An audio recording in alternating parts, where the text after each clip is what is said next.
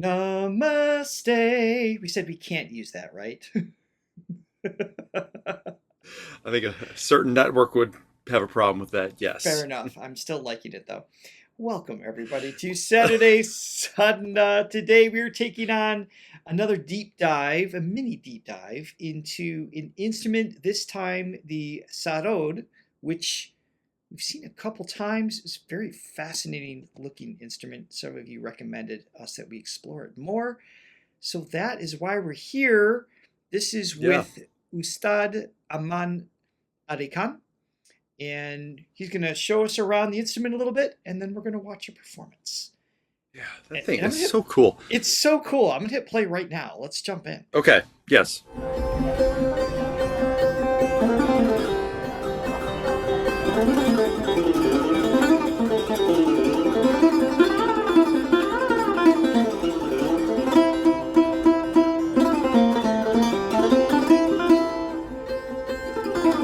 There's no markings on that. No. What's on this?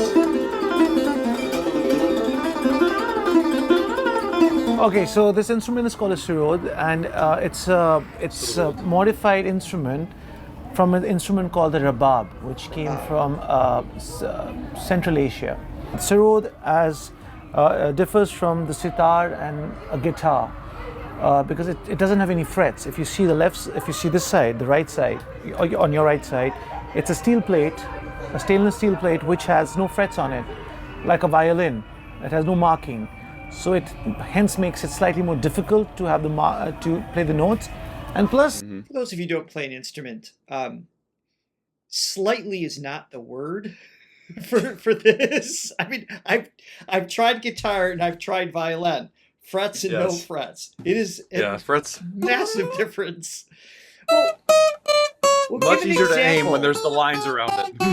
Well, Yes. well, there's two things. So with that, Johnny, real quick, show that it's not just that there's the lines, it's also you have markings on top and you have multiple places you can put your finger. And there's a lot of assistance there. Right. So these little dots right here, they just kind of give you a sense of relativity of where you are on the fretboard. And also, yeah, these lines called fret lines, they basically anywhere here, let me get in frame. Yeah. Anywhere in Here? between those lines, it's the still same. same pitch. Yeah. Yes. When you take away the frets, all of a sudden, when you move it a millimeter, It's a different pitch. I mean, you can kind of hear it a little bit. yeah, not really, yeah, no. yeah. But on a fretless instrument, you can hear that change. And most guitars even have. Yeah. Does that one have a cue on top of the neck as well? Does it have a marking on that? It has a marking for the octave. So see the double frets right here? No. I'm saying So that- on the top of the neck, like where you can see, but where you can't. Like if you tilt it forward, more. No, like tilt. Tilt. I don't know what I don't know what you want from me. I don't have a guitar. No, because I've had guitars that like on the top line also has a visual cue of like where. Oh. Yes. Yeah, yes. that. Okay. Right. I see. Yeah. I see what So there's multiple like visual and tactile, feedback. Is this you are in the right place? And when you take those away, like a violin, it is massively different. Is as the sarod, it's just this big blank canvas. It looks like to know where you are. It's just Yes. absolutely amazing. All right, let me back it up. Anyway. We're not editing this. I feel like somebody learned something there. Yes, I guess so. so it hence makes it slightly more fast forward, difficult to have to play the notes, and plus the rabab or the violin, the sitar or the guitar are played with the fingertip. If I was to play a sarod with the fingertip, it would sound like. Muted, right?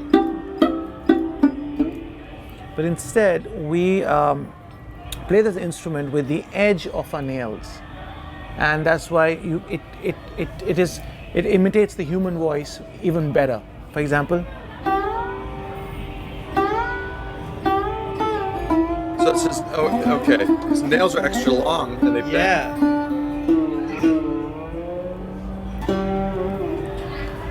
Ah, da,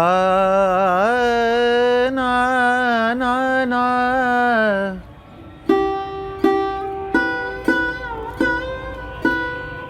Pa, ma, da, ma, pa, ga, ma, ga.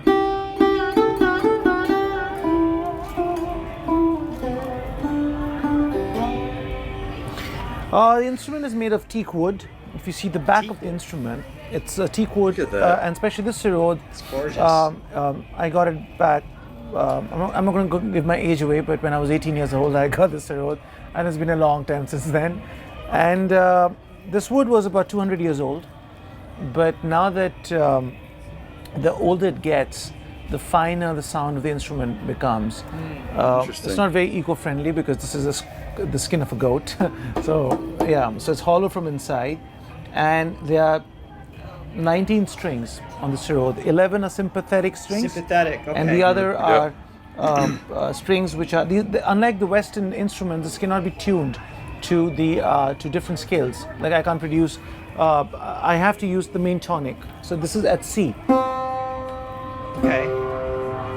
So it's like that. So it cannot change its chords, and I can't change it and play because, as I said, I'm playing with the nails, so the accuracy becomes very difficult. So yeah, that's about the Sarod, and this is the plectrum. So is he saying that because the open, it's the open string has to be relative to the key that's being played, right? As opposed to, because obviously you can put the nail anywhere on the surface, the neck, and create the pitch that you want. But it has to do, I guess it has to do with the sympathetic strings, like what key they're vibrating in the open strings. Probably, I was trying to interpret what the limitation was, but I think that's what he's saying there. And also, if you're accompanying yourself and you have to be the sort of harmonic foundation with the drone, I mean, got to stay in the same key. But so the accuracy becomes very difficult. So yeah, that's about the Sarod, and this is the plectrum, which is made of coconut shell, and which is dipped in coconut for at least not less than 15 years. So maybe my grandfather dipped it, or my father dipped it, and so we have about 100, 150 plectrums now. But it's all soaked. It's like wine. It's all in the cellar. So yeah, so that's it. That's about the Sarod, and I hope you all enjoy the concert and experience the sound of it and have a good time. Well, the way that I lose these I was picks, thinking the same thing. I should not be trusted with that instrument and that plectrum because I would just waste it. Imagine that getting handed down through generations and you just losing it because you left it in your pocket. In the washer, whatever, it's like in the washer and in the couch. In the dog's poo because he ate it, which he did the other day. He ate one of my picks somehow. Anyway, I was like, how is that even enjoyable, puppy? But anyway, texture. It's all texture. So funny. All right. So next up is we're going to hear this beautiful instrument more in action. So this is at the Nobel Peace Prize ceremony in 2014. The Sarod legend, Ustad Amjad Ali Khan, playing with his two sons, Amaan Ali Khan, who we just saw, and Ayaan, if I'm saying his name correctly, Ali Khan as well. He's the one with the longer hair. And the tabla is accompanied by Satyajit Terawakat. Hopefully I'm close on the pronunciation there. Here we go.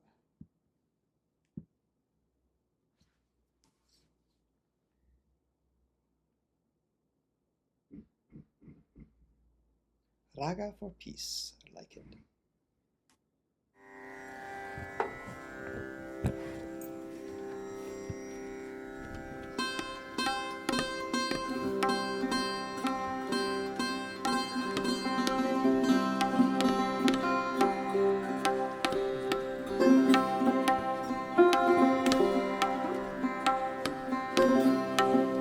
There's going to be three of them playing the same instrument. Okay.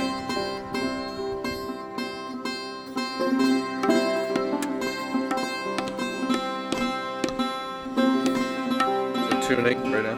Yeah.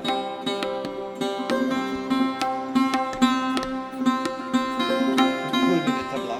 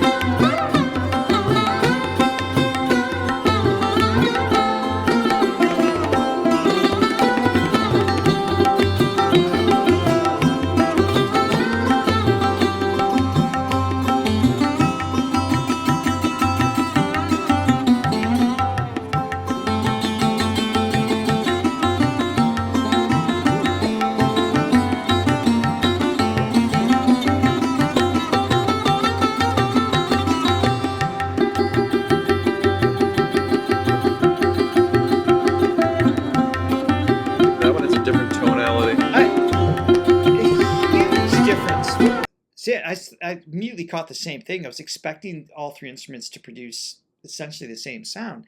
I don't know if it's the pick that's being used. They seem to be the same size chamber. Maybe the depth is different, the hollow space. Yeah.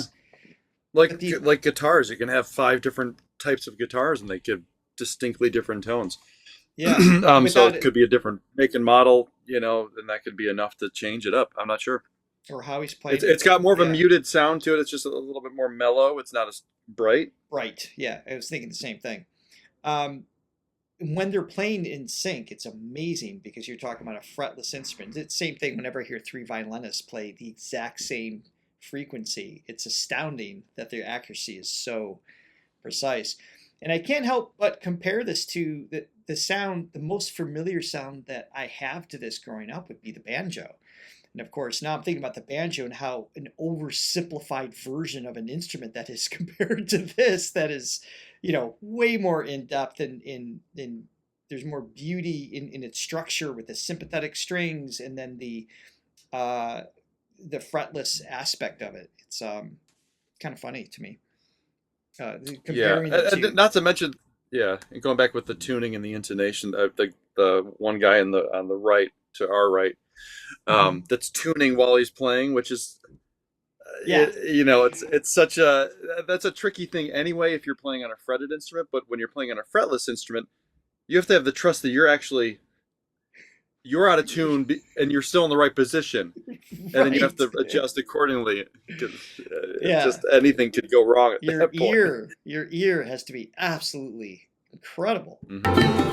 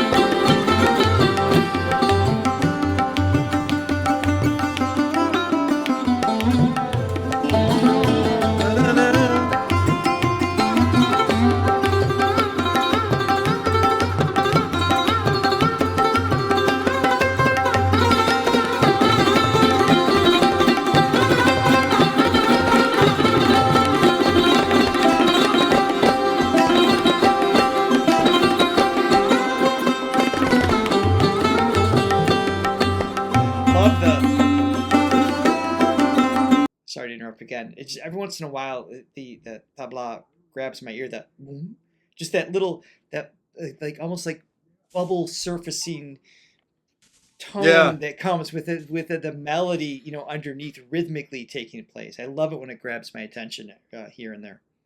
Yeah, I mean, really, I mean, I guess you could argue that every drum has a certain amount of musicality in the sense of there's pitches to toms, Of course. But not to this extent where it can have a spectrum of, and you can tune it while you're doing it.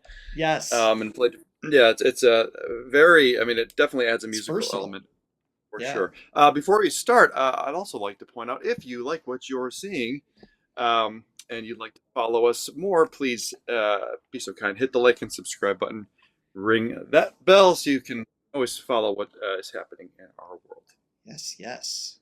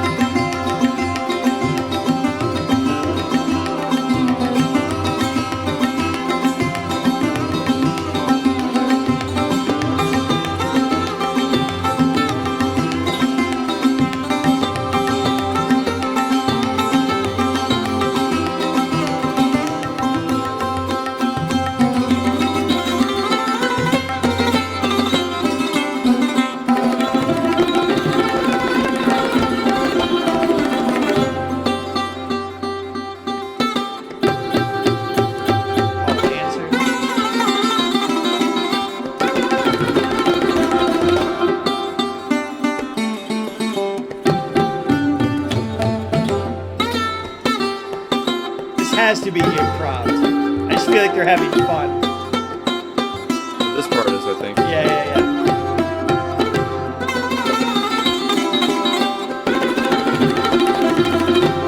That's impressive.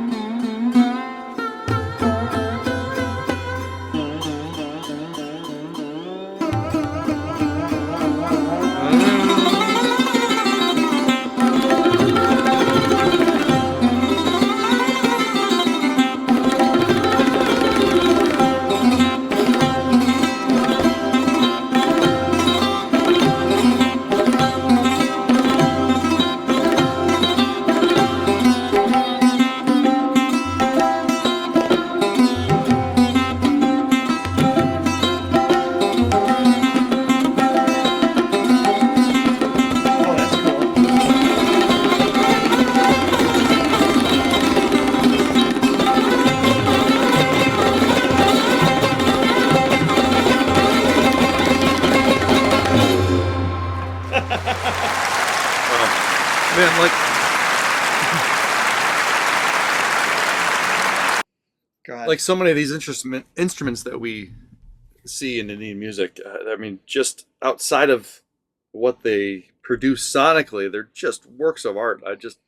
And this one in particular, I just want it on my wall. I don't ever have to learn it. I just want to look at it because it's beautiful, and it can also be a mirror as well.